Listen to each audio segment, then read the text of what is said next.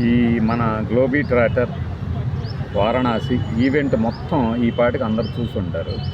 మొత్తంగా ఒక 2 గంటల ఈవెంట్ అయితే మధ్యలో జరిగిన అంతరాయం, ఆ సాంకేతిక సమస్యలతో రాజమౌళి అనుకున్నట్లు ఆ 100 అడుగుల స్క్రీన్ మీద చూపించలేకపోవడం, అది ఎంత ప్రమాదం నుంచి టీం తప్పించుకుందంటే జియో హాట్స్టార్లో ఇదంతా స్ట్రీమింగ్ కోసం ఉంది. ఈ హాట్స్టార్లో స్ట్రీమింగ్ కోసం ఈ ఈవెంట్ని వాళ్ళు హైర్ చేసుకున్నప్పుడు వాళ్ళు వసూలు చేసింది అంటే ఈ రాజమౌళి అండ్ టీం ప్రొడ్యూసర్లు 15 కోట్లకు అమ్మారు.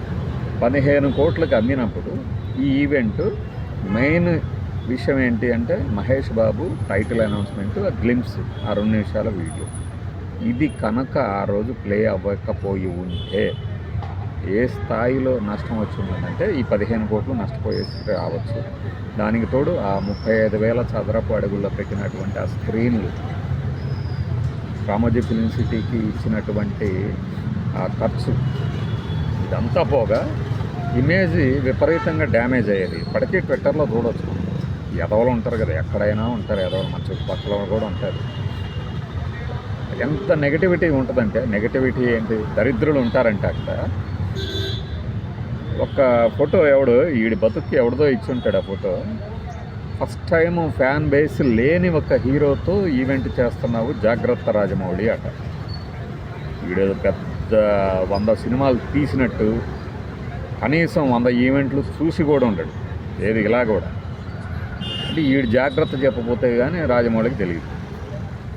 ఇలా ఉంటాయి వీళ్ళ ప్రతికూల మనస్తత్వాలు. ఇది ఎందుకు చెప్తున్నానంటే, జస్ట్ ఆ ఈవెంట్ జరుగుతున్నప్పుడు అప్డేట్స్ తెలుగులో చదువుకున్నారు చాలామంది. జియో హాట్స్టార్లో చూడలేని వాళ్ళందరూ. వ్యూవర్షిప్ బ్లాస్ట్ అయ్యి ఉంటుంది, అది కూడా ఒక రికార్డ్ అవుతుంది. ఇంకా చూడలేదు అది అంటనే. అయితే ఆ మధ్యలో ఆ టెక్నికల్ సమస్య, సాంకేతిక సమస్యతో ఆ స్క్రీన్ని చూపించలేనప్పుడు యాంకర్ సుమ పడిన కష్టం, ఆవిడ తీసుకునే అంటే బాధ్యత, తనకి అప్పగించినప్పుడు ఈవెంట్ దాన్ని నిర్వర్తించాలనే బాధ్యత అది మరింత పెంచిందనమాట ఆమె మీద ఉన్న గౌరవం. ముఖ్యంగా రాజమౌళి గారి కుటుంబంతో వారికి ఉన్నటువంటి అనుబంధం రూపంతోనే ఎలా చేయగలిగింది. వేరే ఈవెంట్ అయ్యి ఉంటే అది ఇంకొకలాగా ఉంటుంది. అప్పుడు కూడా బాధ్యత నుంచి తప్పించుకొని ఉండేది కాదు నాకు తెలిసి. ఆవిడ అంటే ప్రతి చోటకి వెళ్ళి ఏం జరిగిందంటే, రాజమౌళి గారు వచ్చి మాట్లాడి, దానికి ముందేమో కీరవాణి గారు మాట్లాడారు. ఆయన మాట్లాడినప్పుడు కృష్ణ గారి మీద ఆయనకున్న అభిమానం, మహేష్ బాబు మీద ఉన్న అభిమానం. నేను ఇక్కడ మీకు ఒక విషయం చెప్తాను. మహేష్ బాబు గురించి మాట్లాడుతున్నప్పుడు నేను ఏది నా మనసులోకి వచ్చిందో అదే చెప్పాడు. ఇంకొకటి ఆయన చెప్తాడనుకున్నా చెప్పలేదు. ఏంటంటే అది, ఆయన అప్పట్లో జెమినీలో ఇంటర్వ్యూస్ వచ్చాయి, మార్నింగ్ 7:30కో 8కో, శుభోదయం పేరుతో వచ్చాయి. ఆ తర్వాత ఇంకేదో. అప్పుడు పోకిరి సినిమా చూసారా మీరు? తిన్నామా, పడుకున్నామా, తెల్లారిందా, ఈ కాన్సెప్ట్తోనే బతుకుతున్నారు. మనం అంతా కూడా ఈ కాన్సెప్ట్తోనే బతుకుతున్నాం.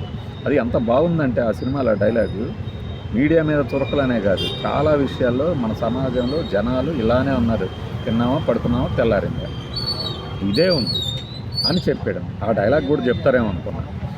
అది అక్కడ నాకు నిజాయితీ కనపడింది. ఈ ఈవెంట్లో మాట్లాడిన వాళ్ళందరూ కూడా స్క్రిప్టులు ముందే రాసుకున్నారు, బట్ వాటిలో నిజాయితీ కూడా ఉంది.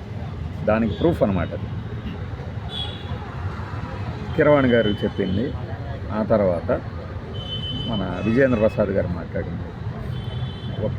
అంటే డబ్బింగ్ లేదు, కంప్యూటర్ గ్రాఫిక్స్ లేవు, బ్యాక్గ్రౌండ్ వర్క్ లేదు, రికార్డింగ్ లేదు, అయినా కూడా స్పెల్ బౌండ్ అయి చూస్తూ ఉన్నాను నేను.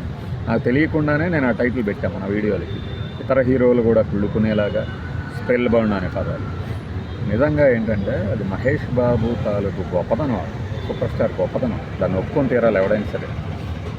ఆ తర్వాత రాజమౌళి గారు వచ్చి ఈ వీడియో ప్రజెంట్ చేస్తారంటే అది ప్లే అవ్వాల. దాని తర్వాత ఆయన బాధపడ్డాడు. ఆ ఒక్క బిట్ చూసిన వాళ్ళకి రాజమౌళి చాలా డ్రామా చేశాడు ఇక్కడ అనిపిస్తుంది. ఈవెంట్ మొత్తం చూస్తే అర్థమవుతుంది. నిజంగానే ఆయన ఒక మనిషి ఏడిస్తే ఎలా ఉంటుంది అంటే, తను అనుకున్న ఈవెంట్ని అనుకున్నట్లుగా నిర్వర్తించలేనప్పుడు. ఇప్పుడు కొన్ని పెళ్ళిళ్ళు చూస్తుంటాం మనం, నేను గమనించా కూడా. చాలా కష్టపడి వారికి ఉన్నటువంటి ఆర్థిక స్తోమతను బట్టి ఒక శుభకార్యం చేసుకుంటుంటే కావాలని చుట్టాల పేరుతో చేరిన వాళ్ళు దాన్ని ఏదో రకంగా నాశనం చేయటం, వచ్చి ఆ బంతిలో ఆ వరుసలో కూర్చొని నాకు అది అందలేదు ఇది అందలేదు అని అరుస్తూ రంకలేస్తూ ఉంటే గట్టిగా అరిచి గొడవ చేయలేరు, వాళ్ళతో గొడవకి దిగలేరు. అలా అని సైలెంట్గా చూస్తే ఇంకా రెచ్చిపోతూ ఉంటుంది. అప్పుడే ఏం చేస్తారా ఇంటి పెద్ద కళ్ళ మీద నీళ్ళు వస్తాయి. ఈ నేను చాలా పెళ్ళిళ్ళలో చూశాను. అది కనిపించేది రాజమౌళి గారు. ఆ తర్వాత ఎట్టకేళ్ళకి అది ప్లే అయింది. కానీ ఈ ఈవెంట్ మొత్తం ఇలా జరుగుతున్నప్పుడు మహేష్ బాబు ఎక్కడ తన అసహనాన్ని వ్యక్తం చేయలేదు. నవ్వుతూనే ఉన్నాడు. అదొకటి చాలదా సూపర్ స్టార్ని అభిమానించడానికి? నేను అభిమానిని అని చెప్పడం కాదు, ఇంకొక హీరో అయితే అతని మోహంలో అసహనం కనబడటమే కాదు, ఇంకా ఏదైనా మాట్లాడటం ఇట్లాంటివన్నీ కనపడేవి. మరొక వైపు నమ్రతా శిరోద్కర్ మరీ కన్సోల్ చేసుకుంటుందో ఏదన్నా దేవుణ్ణి ప్రార్థిస్తుందో ఏంటో తెలియదు, కానీ ఆవిడ విపరీతమైన టెన్షన్. అలానే రాజమౌళి గారి టీంలో వాళ్ళు, ఆయన కుటుంబ సభ్యులు, వాళ్ళందరూ కూడా ఉద్వేగానికి లోనైనవి. మీరు చూస్తే నేను చెప్పిన తర్వాత ముందు వెనక కూడా మొత్తం చూసినప్పుడు ఆ సన్నివేశంలోని ఆర్ద్రత అర్థమవుతుంది. ఇదంతా స్క్రిప్టెడే అంటారా? ఇంకప్పుడు హ్యాట్స్ ఆఫ్ చేస్తారు. ఇది స్క్రిప్టెడ్ అయితే కాదు. ఇక్కడ మళ్ళీ పృథ్వీరాజు గారు మాట్లాడారు సుకుమారన్.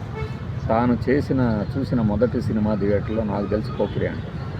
పోకిరి మహేష్ బాబు సినిమా అయితే మలయాళంలో అయినా చేసాడు. అదే చాలామందికి తెలియదు. ఆ డైలాగులు ఉంటాయి కొన్ని సినిమాల్లో, పోకిరి డైలాగులు మలయాళంలో పృథ్వీరాజ్ చేశాడు. నాకు బాగా గుర్తు, మన కృష్ణ గారితో పతంసారం చేసినటువంటి కామెక్స్ హరిబాబు గారు అనుకుంటా. నేను నిన్ను ప్రేమిస్తున్నాను, లేదంటే మదర్ ఇండియా, ఏదో కొన్ని సినిమాలు తీశారు. అందులో పృథ్వీరాజు గారు లాంటి ఒక హీరో ఉన్నాడు. నాకు ఈయన అని ఇప్పటికీ నమ్మకం. ప్రసన్న పేరుతో టైటిల్స్ పడతాయి. అట్లానే మన అవును వాళ్ళిద్దరూ ఇష్టపడ్డారులో కళ్యాణిని లవ్ చేసే ఒక క్యారెక్టర్ ఉంటుంది. అతన్ని చూసినప్పుడల్లా పృథ్వీరాజ్ అనుకుంటా నేను, వాళ్ళ బాస్ క్యారెక్టర్. బహుశా మరి ప్రసన్న అని మన స్నేహ భర్తను నాకైతే గుర్తులేదు, బట్ పృథ్వీరాజుని చూసినప్పుడల్లా వాళ్ళు గుర్తు వస్తాయి. అది ఒక రిలేషన్. అయితే మనకి చివరిలో ఎట్టకేలకి అది ప్లే అయిన తర్వాత ఇక మహేష్ బాబు గారు వచ్చి మాట్లాడటం, అలాంటి అంటే మహేష్ బాబు రావటం, అతను నిల్చున్న వేదిక అలా పైకి లేవటం, ఇవన్నీ మనం గతంలో చూసాం. అది ఏంటి అంటే చిరంజీవిది మాస్టర్ అని ఒక సినిమా ఉంది. అది 100 Days ఫంక్షన్ అలానే చేశారు. డార్నియర్ అంటారు దాన్ని. అలాంటి దాంట్లో ఉంటుంది. వేదిక ముందు కదులుతూ వెళ్తుంది అందరి చూపుల్లో. అంటే చిరంజీవి రాజకీయంగా ఏమో కానీ ఆయన సినిమా ఫంక్షన్లో మాత్రం మామూలుగా మాట్లాడు. ఇది నేను చాలాసార్లు చెప్పా, కొంతమందికి నచ్చదు. అలా వెళ్తూ సూటిగా ఆ ఫ్యాన్స్ కళలో చూస్తూ మాట్లాడాడు ఆయన చిరంజీవి.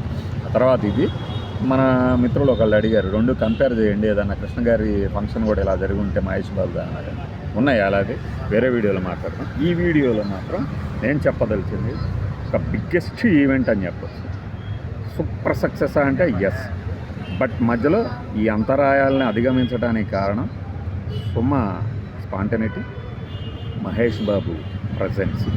ఇంకో హీరో అయితే ఏం జరిగేదో తెలిసేది కదా. అట్లానే మధ్యలో రాజమౌళి గారు వచ్చి చెప్పారు పాట. అప్పటికీ సుమ దాన్ని ఆ టెక్నికల్ గ్లిచ్ అంతా క్లియర్ అయిపోయి వాళ్ళు వచ్చి ఆ వీడియోని ప్రజెంట్ చేసేదాకా ఆమె ఈవెంట్ని లైవ్లీగా ఉంచడానికి చేసిన ప్రయత్నాన్ని రాజమౌళి గమనించి చివరికి ఆయనే వచ్చి చెప్పాడండి.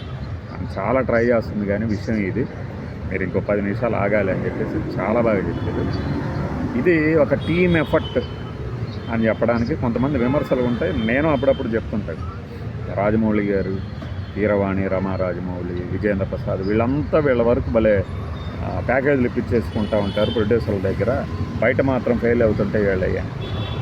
దానికి ఎందుకు అంత ఇస్తారు అంటే ఇదిగో ఇది ఈ ఈవెంట్ సందర్భంగా అర్థమవుతుంది. ఈ ఒక్క ఈవెంట్కే వీళ్ళు ఇలాంటి కష్టాలు పడ్డప్పుడు సినిమాకి ఎంత కష్టాలు పడతారు అనేది తెలుసుకోవాలి. పృథ్వీరాజ్ సుకుమారన్ చెప్పాడు కూడా ఆల్రెడీ. ఆ తాట రేగిపోతుంది వీళ్ళ మేకింగ్ ప్రక్రియకి అని. అంత టఫ్ జాబ్స్ అన్నమాట. ఎనీవే సూపర్ స్టార్ గారి ఈ ఈవెంట్ కృష్ణ గారిని తలుచుకోవడం ద్వారా వీళ్ళందరూ అతిథులు, కృష్ణ గారి అభిమానులందరికీ మరొకసారి ఆయన గొప్పతనం, ఇండస్ట్రీ పెద్దలు, ఇండస్ట్రీలో ఉన్న ఈ లెజెండర్స్ ద్వారా అర్థమైంది. మనము ఈ ఈవెంట్ అంతా చూసిన తర్వాత నేను పంచుకోవాలనుకున్న కొన్ని విషయాల్లో ఇది. బై.